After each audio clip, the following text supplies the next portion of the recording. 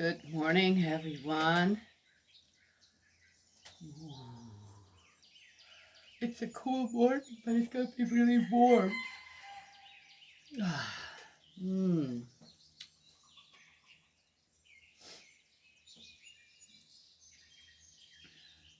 I don't know if you guys can hear it, but we got a little morning concert going on with the birds. When spring is in full swing, this is what always happens. In the evening, we have the frogs and the crickets, and it's saying goodnight to the day, and yes. And in the morning, we get the morning concert, the good morning from things in the air.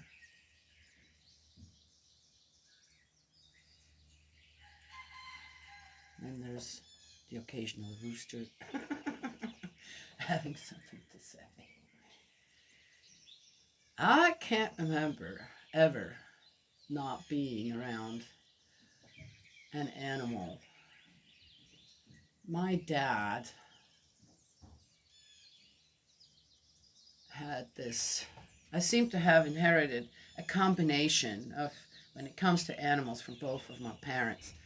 My dad would just show up with the weirdest animals. I'm not sure what. I have to admit, my dad was an alcoholic. He was a workaholic and an alcoholic. An interesting combination. And he would, I guess, I don't know how he ended up with these animals that he would come home with. And my mom would just go, "Oh my gosh, what did you do this time?" Probably had a little too much to drink and just, right? Yeah, you do weird things when you're drunk or something. I don't know. And I remember, the earliest I can remember, I was maybe 5 years old. I remember animals. I don't remember people much or what we did all, but I remember some of the animals. And one thing was I remember suddenly there was an aquarium in our living room, about, gosh, I don't know, this big. It was pretty big. And there were caimans, two caimans in there. They're small crocodile, small alligators, caimans. They don't get very big, but big enough, really, when these were small ones, about this big. And it was high enough up there. I guess my mom was like, "Well, if we're keeping these, I don't want the kids to put their hands in there or something." And I remember she told me years later about, they weren't there long. She said, "I didn't know what to feed them. Had no idea. I was too busy with children and going to work, and a drunkard as a husband, per se." Anyway, but she said, "I didn't know what to feed them," so she said I didn't. She tried, but she couldn't figure out what to do with them. And again, what do you do when you suddenly have these exotic animals? We don't have. Okay, my dear, have a good day. God bless you and protect you. Sissy going to work. Anywho, I remember we had those. Then one morning I walked into the bathroom, and the bathtub was halfway full with water, and there was a little seal in there. Yeah, my mom had a cow over that one, I can tell you that. That didn't stay, but all I remember is walking into the bathroom going, "Mom!"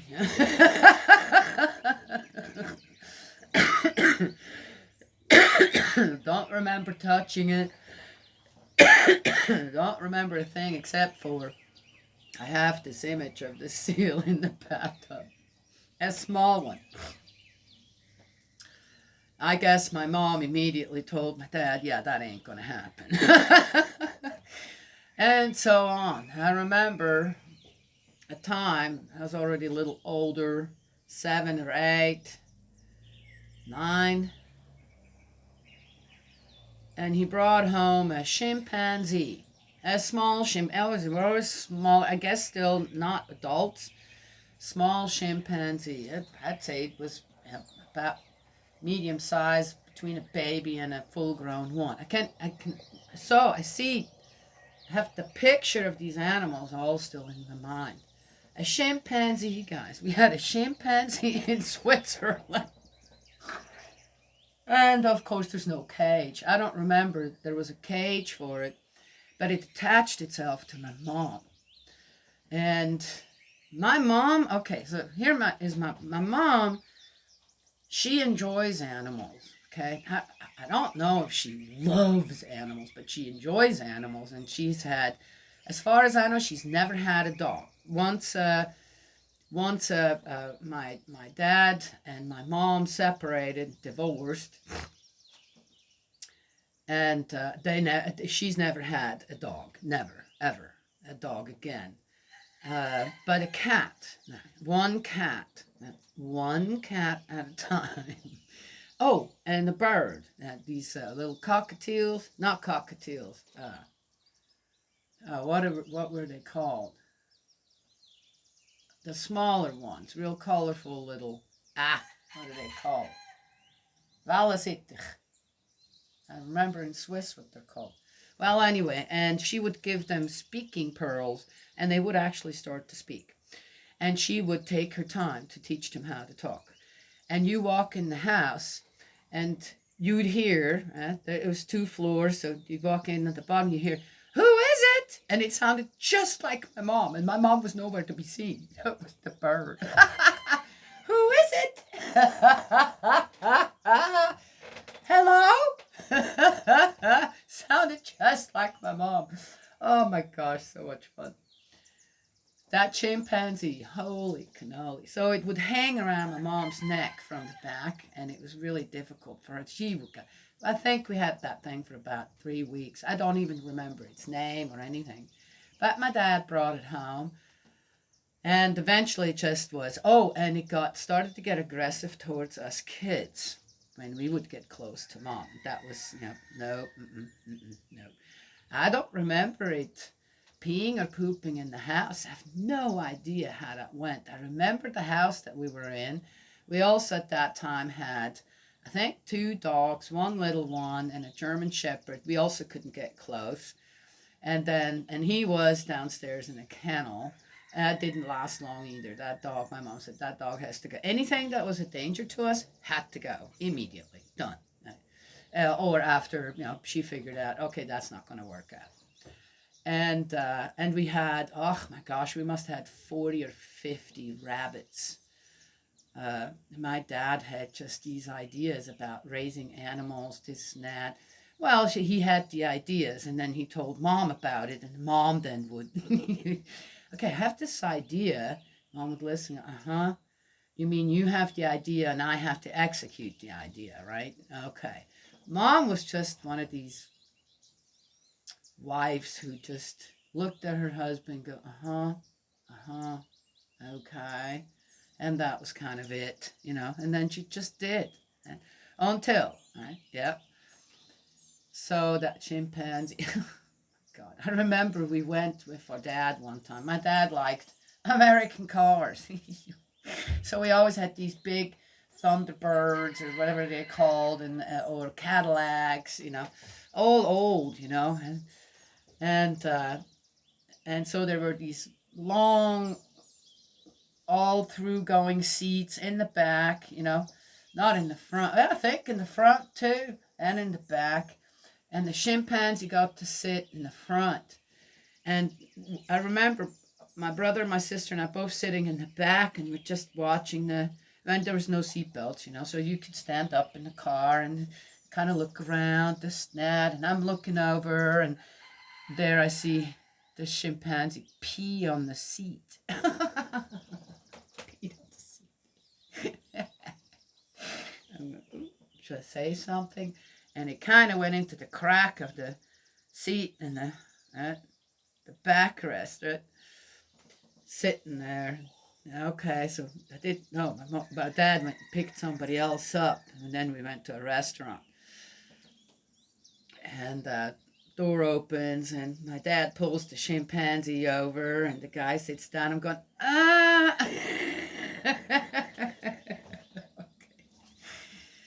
So we went to the restaurant and went in, and it didn't take long. What I remember, we didn't stay long. We were kind of thrown out of the restaurant because the chimpanzee, I don't know what my dad was thinking when it came to all that, right? The thing was not on a leash or anything. It just jumps up on one of the chandeliers and hangs there. And my dad just looks and goes, well, and here come the owner of the restaurant and says, you got to go, man. You can't keep this thing in here. So here we leave again. That's what I remember. I think my mom told me later on we had that chimpanzee. I can't remember what her name was. I think it was a her. Uh, for about 3 weeks, and she said she had it. She said I couldn't do a thing anymore. Besides that, I couldn't get close to you guys. I said, where was the cage for that thing? There wasn't one. It was like a dog in the house or something. And it went from there. Those are my early memories, having animals. And yeah, I don't know. I guess in a way, I said, I really have a love for animals. So there is that, to take good care of them, which my mom always did. My dad, as I said, it's like one of those things. If you're a workaholic and an alcoholic, how are you going to take care of anything, right? Yes, you either work or you drink. So my mom would take care of all of that. And I'm both. I can't say no. I have learned my lesson there too, but I took in so many strays, so many animals that people couldn't take care anymore of, and all that. But I also have this, and then I take good care of them, but I love my animals. I take good care of them, but I don't love them. Okay? You know what I mean? I have that. I feel that the relationship that I have with all of our animals and always had was, I'm the master, right? You are my companion per se, or you're like with the goats, this and that. People have problems with our animals here, and I don't. I don't ever. Liam, or Billy Goat, with the huge horns that he had, people scared of him. People ran from him. He ran after them. He was a very playful goat, but they didn't know that. I did never played with him because I already knew that's a bad idea. I never played with him. It was always a mutual just respect we had for each other per se. And I had to, when something was wrong with him, I was the only one who could get close to him and take care of whatever needed to be taken care of. And he'd be fine. Hi, wood boars, yes.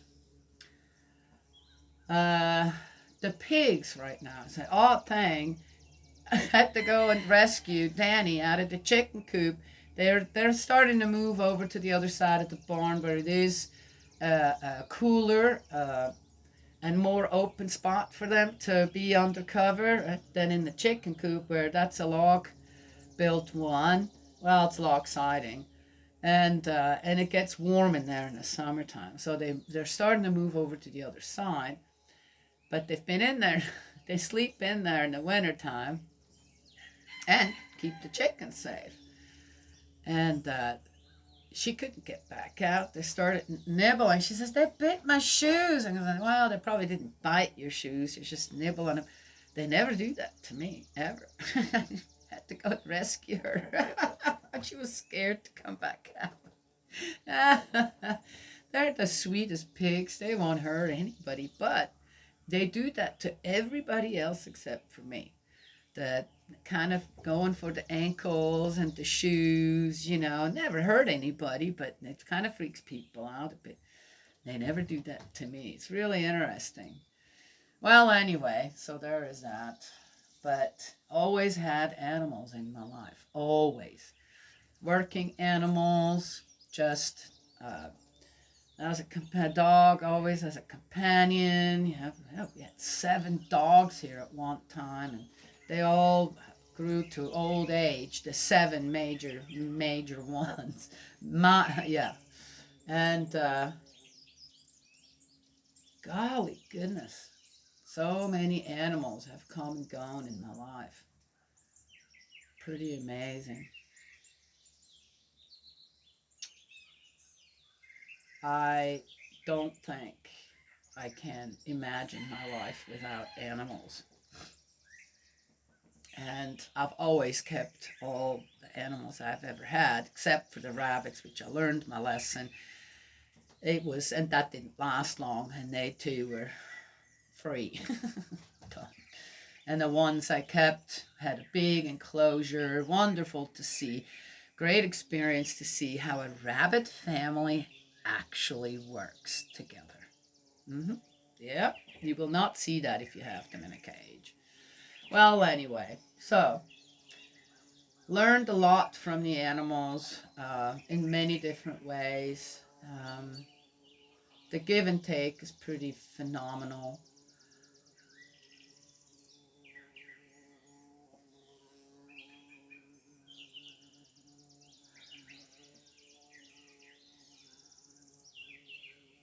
You were here last night too. Well, anyway, so there it is. Why am I telling you all that? Uh,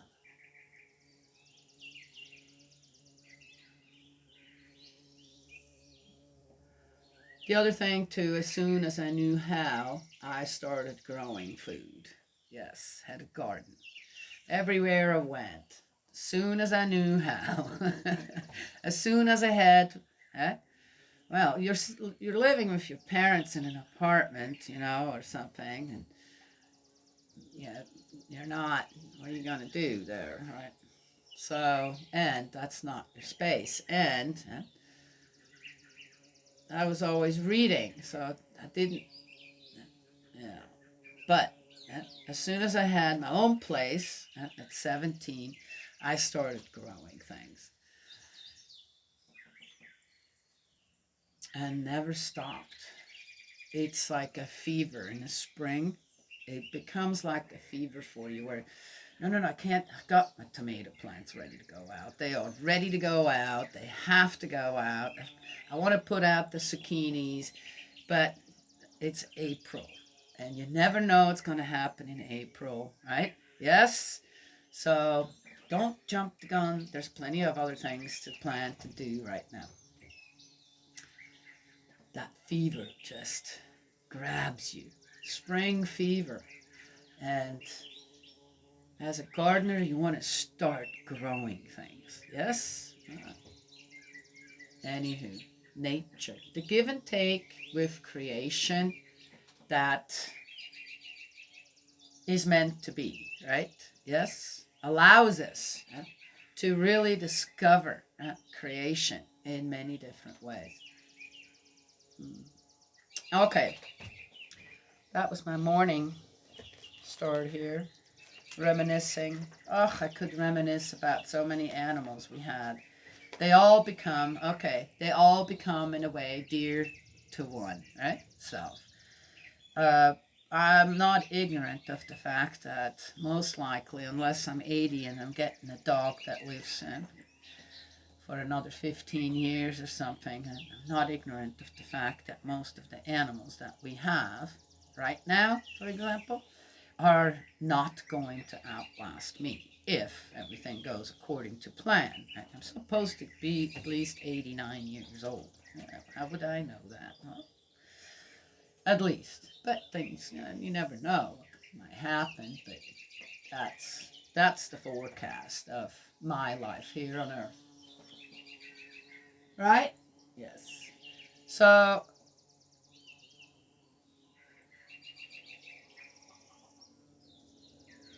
when one of our animals passes away, and the last one we lost was my little spiritual buddy, Maddie, right? Madison. Ah, oh, my gosh. What an amazing dog that was. And I grieve for, okay, do I grieve? It's more a,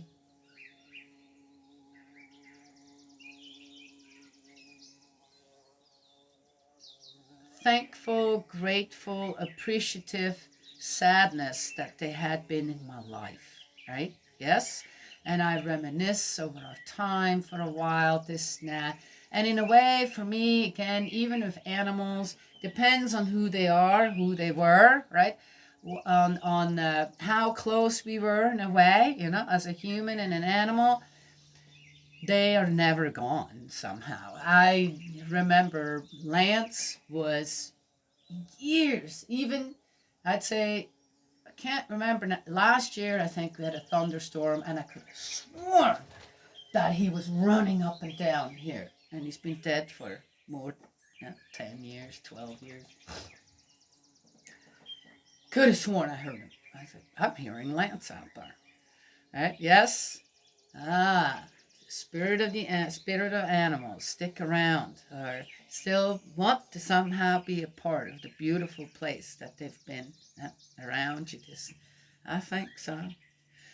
Liam, the same thing. Sometimes I see it's almost as if he's still watching over things. Right? Yes, can't quite explain it.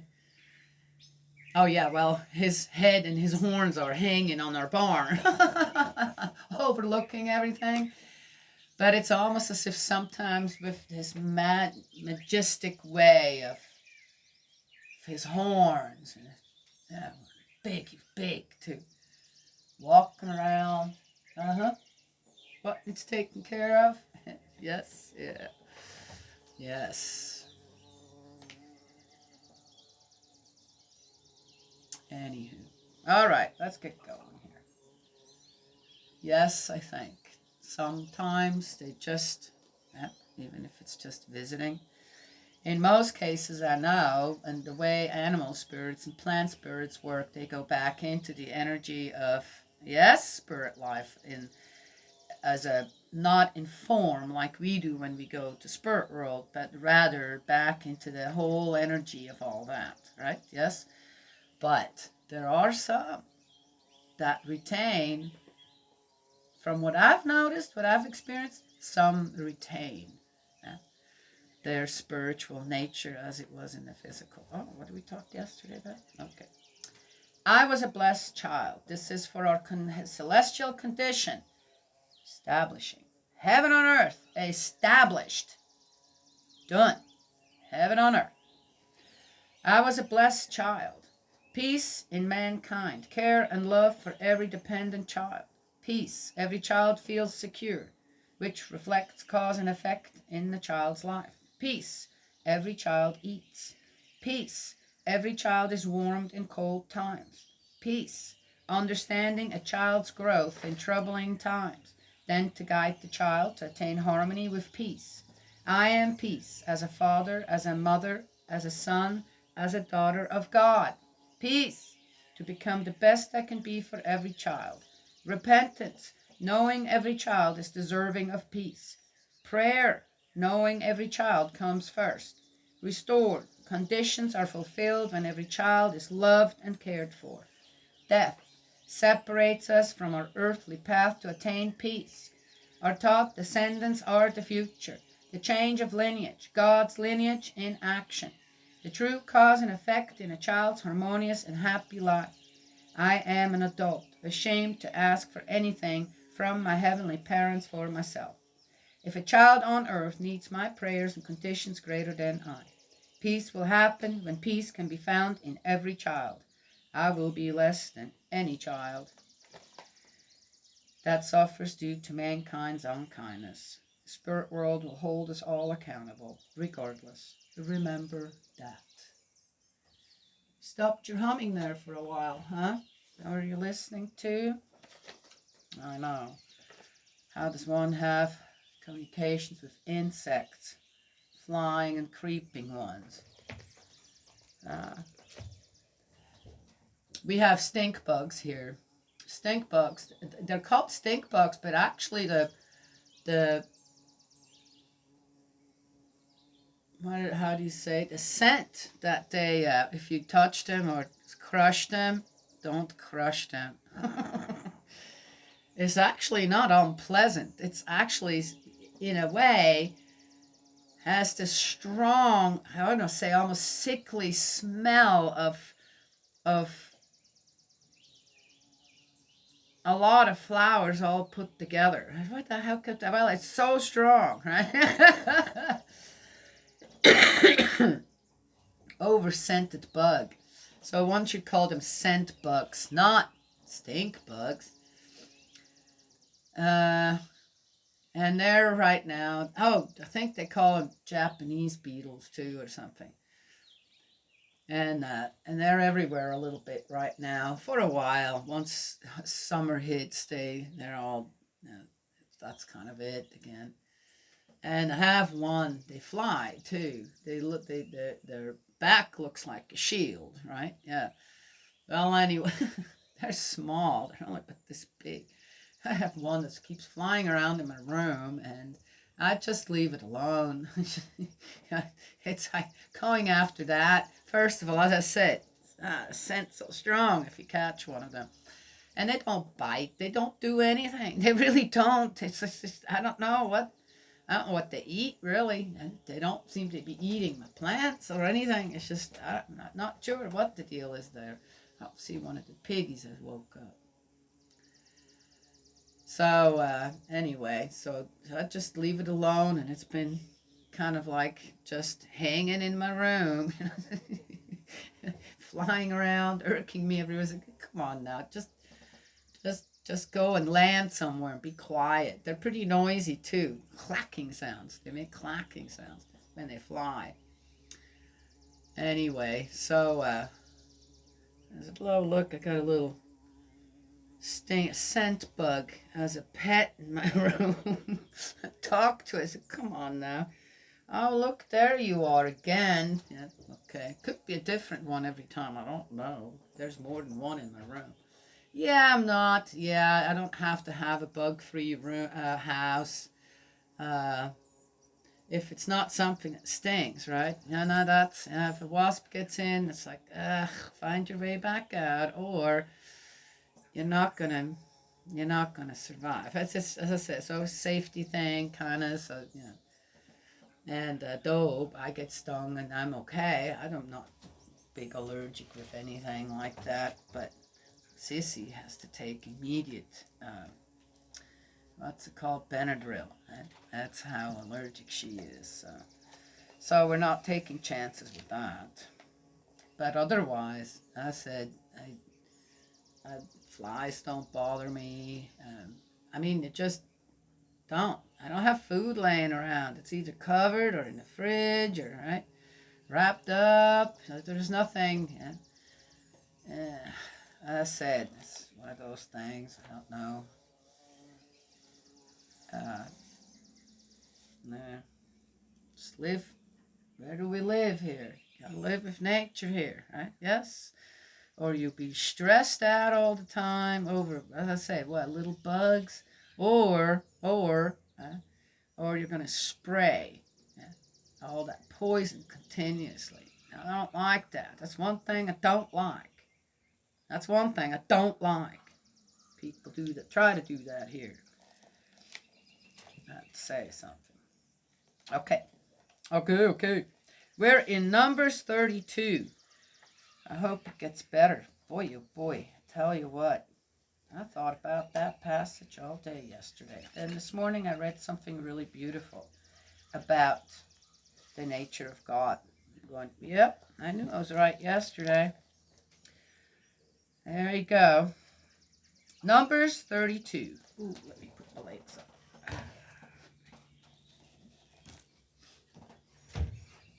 Oh, nice and comfy now. The allocation of Transjordan. Now the Reubenites and Gadites owned very large herds of cattle. Oh, look, we're getting a little more. I just talked about animals, right?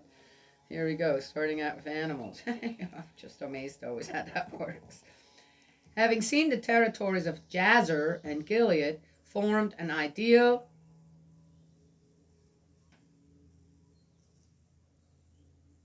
region for raising stock, the Gadites and Reubenites went to Moses the priest Eleazar, and the leaders of the community, and said to them, the territory of Ataroth,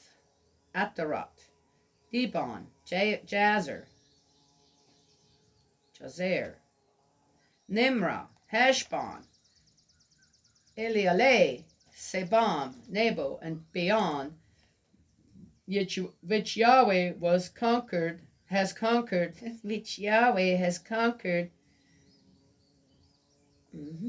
before the advancing community of Israel, is ideal land for raising stock, and your servants are cattle breeders. So they said, if you approve, give your servants this land for us to own. Do not make us cross the Jordan. Now, I thought that they were given according to the numbers in their tribes, the land. Now, what's going on here now?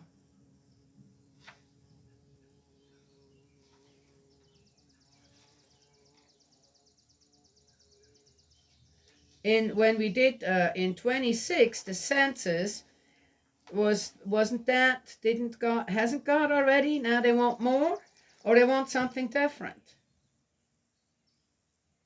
Don't make us cross the Jordan. Moses said to the Gadites and Reubenites, do you intend your brothers to go into battle while you stay here? Why are you discouraging the Israelites from crossing to the country which Yahweh has given them? Your fathers behaved in the same way when I sent them from Kadesh Barnea to see the country. For having gone as far as the valley of Eshcol and seen the country, they discouraged the Israelites from entering the country which Yahweh had given them.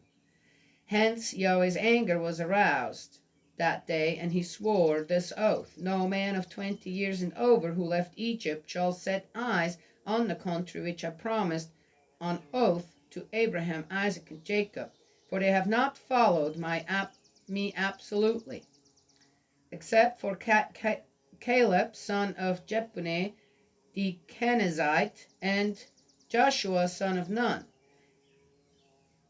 These indeed have followed Yahweh absolutely. Yahweh's anger being aroused by Israel, he made them wander in the desert for 40 years, until the generation that offended Yahweh had all disappeared.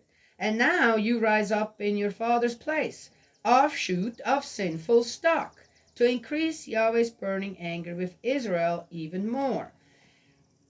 Where did all that burning anger come from when it came to God here with the Israelite? Continuously, right? Yes?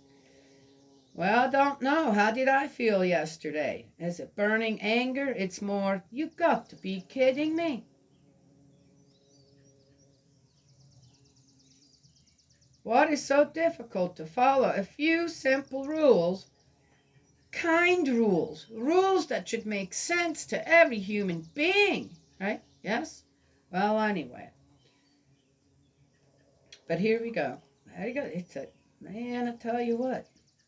If you turn away from him, he will prolong the time spent in the desert, and you will bring about this entire people's ruin. They came to Moses and said, we should like to build sheepfolds here for our flocks and towns for our little ones. We ourselves will take up arms and lead the Israelites until we have brought them to the place appointed for them, while our little ones stay in the fortified towns to be safe from the local inhabitants. Now they found a way around it anyway, and appealing to what? Our little ones. Our little ones. Well, we know what they do with some babies. Okay. We will not return to our homes until every one of the Israelites has taken possession of his heritage. Hey, you guys don't like it?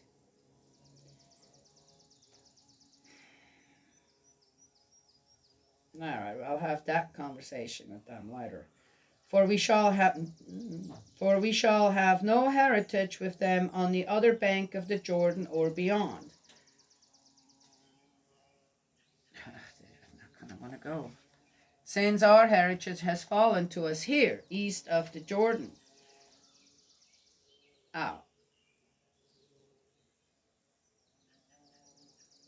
Moses said to them, if you do as you have said, if you are prepared to fight before Yahweh, and if and if all those of you who bear arms cross the Jordan before Yahweh until he has driven all his enemies out before him, then once the country has become subject to Yahweh, you may go back and will have discharged your obligation to Yahweh and Israel, and Yahweh will consider this territory yours. Oh, God flip-flops when it comes to what? A very sensible plan that was put in place before? Okay. But if you do not, you will sin against Yahweh, and be sure your sin will find you out. So God basically, let's see, build towns then for your little ones and folds for your flocks, but do what you have promised. So basically, God's asking, or Moses said that God wants them to go to battle and, okay, battle, bloodshed, create bloodshed, more bloodshed. I guess in the same way we read in 31, and only then, okay, all right, well, interesting God they got there. The Gadites and Reubenites said to Moses, your servants will do as my Lord directs.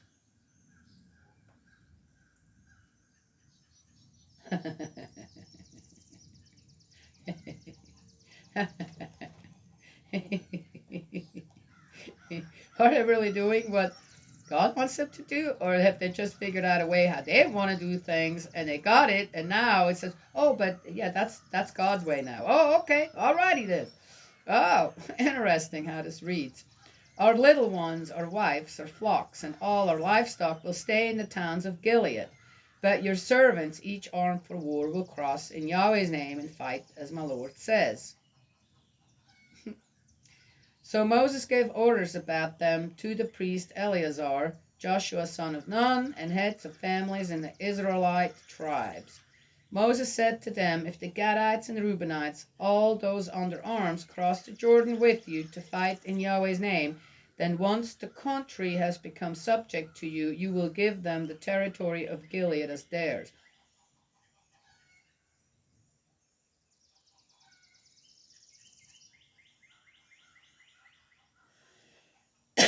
Oh, what else? Oh, what's going on here now? Wait a minute. I thought that in the census they were given land to stay. That means if you go someplace, okay, now here we are. God says, okay, God says this is the plan on giving land to everyone, according to. Here are the Reubenites and the Gadites, and they go, we're not happy with this. Right? And they fixed it. They fixed it so that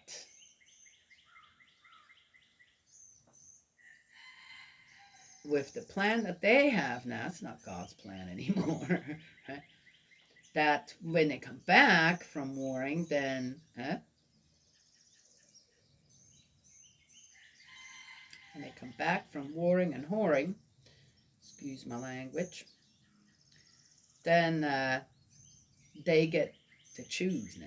They get to take someone's land, and the someone else has to just then take what was given to them. That's an interesting one here. Huh.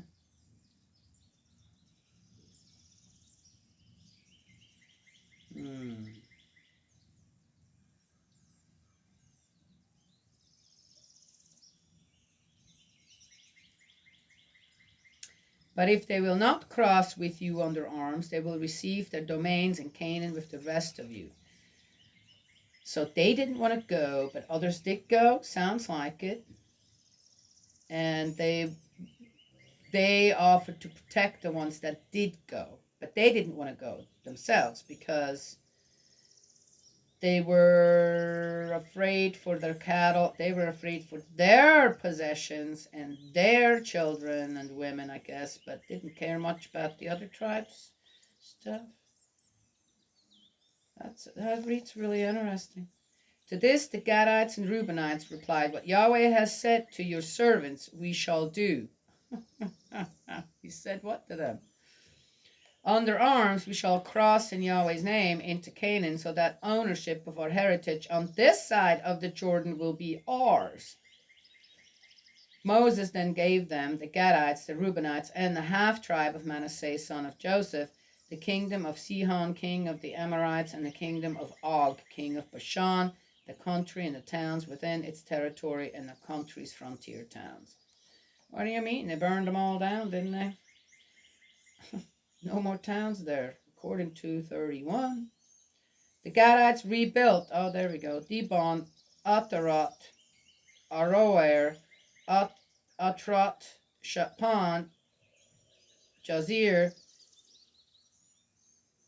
Jogbeha, Beth Nimrah, and Beth Haran as fortified towns with folds for the flocks. The Reubenites, but now they're already building, already rebuilding. They're already staking their claim beforehand. Before they, or did they already? They did. Okay, I'm not getting it. The Reubenites rebuilt Heshbon, Elealeh, Kiriataim, Nebo, and Baal Meon, the names of which were altered, and Sibmah, giving new names to the towns which they rebuilt. The descendants of Machir, son of Manasseh, went to Gilead. They conquered it and drove out the Amorites who were there. Moses gave Gilead to Machir, son of Manasseh, and he settled there. Jair, son of Manasseh, went and seized their encampments, renaming them the encampments of Jair. Well, nice. Name things about after yourself. I find that weird when people do that in that way.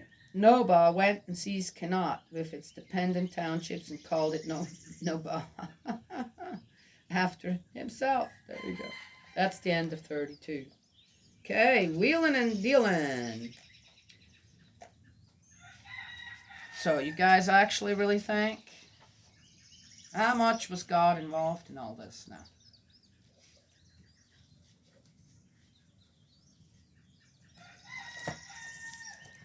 I have no idea. I wasn't there. But it seems like, again, what have I said before? It's like you make your way through the maze and of words. And I strongly feel when I perceive God's words in it, right? And it's almost physically, my body even, it's not just my heart to mind, but my body actually rejects some of the things I read, because now the picture isn't whole anymore, right? I ran into, per se, a wall that I can't see God in it. I can't see God in some of the things that they're doing. Yeah? And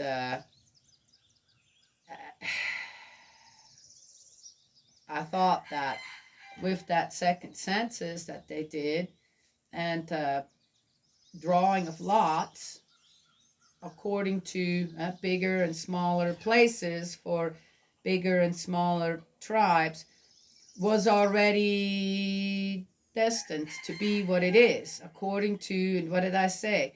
I'm sure God had it in place that whoever draws what piece of land is perfect for them. And yet, the people want more.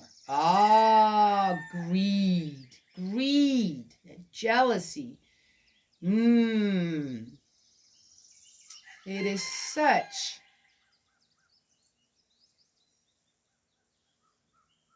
good. Has such dire consequences for the ones around people who are like that in some ways. Again, one can just have no give and take with them. But the problem with that is greed and jealousy doesn't just involve one person. That stretches out its long fingers and starts to, as I said, and on top of that, a lot of these people, they know how to manipulate. twist stories around.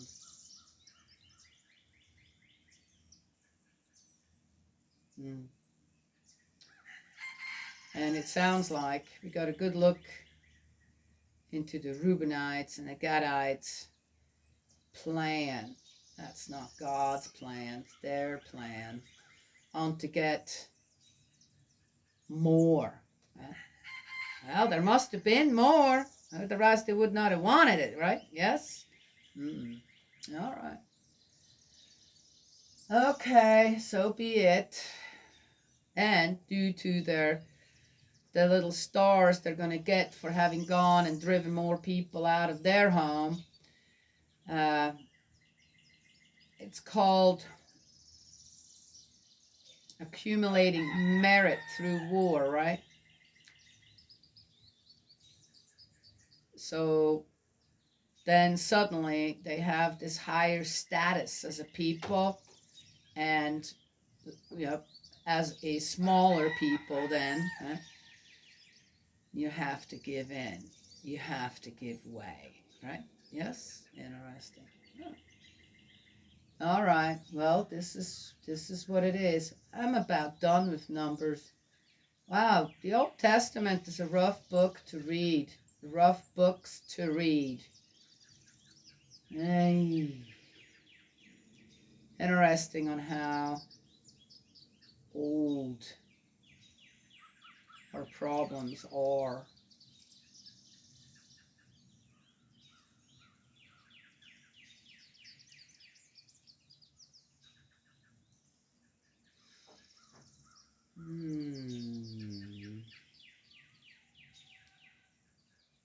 Anyhow, that's it. I can't think of anything else. My mind just went completely blank.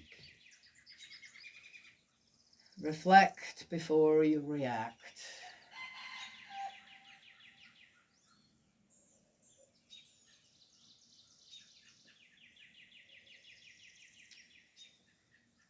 What makes fighting against each other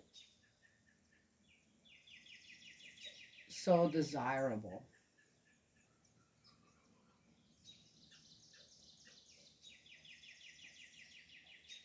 I don't know. I have no idea. Okay. That's it for today. It's a short one, I think. Short one. Am I kidding? Oh, I talked a long time beforehand.